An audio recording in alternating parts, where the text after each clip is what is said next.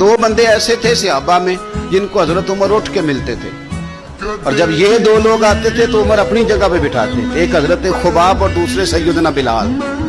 فرماتے تھے انہوں نے تکلیفیں سہی ہیں دین کے لیے۔ حضرت خباب لوہے کا کام کرتے تھے، ان کی مالکن عمار بڑی سخت عورت تھی، لوہے کا کام کرتے تھے۔ حضور صلی اللہ علیہ وسلم کا کلمہ پڑھ گئے۔ ایک دن مالکن کو پتہ چل گیا کہ یہ تو دین اسلام میں چلا گیا، تو وہ آئی بڑے غصے میں باولی ہو کر، اور آپ نے لوہے کی سلاخ آگ میں رکھی ہوئی تھی تو اس نے جلدی سے وہ سلاخ اٹھائی اور جناب خباب کے سر پہ رکھ، جلتی ہوئی سلاخ وہ آگ کا انگارہ بن جاتی، جل گیا سر مبارک۔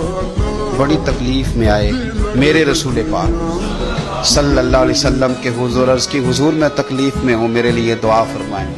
حضور نے کیا جملے کہے، قربان جائیں مدینے والے کی دعاؤں پر۔ حضور کی دعا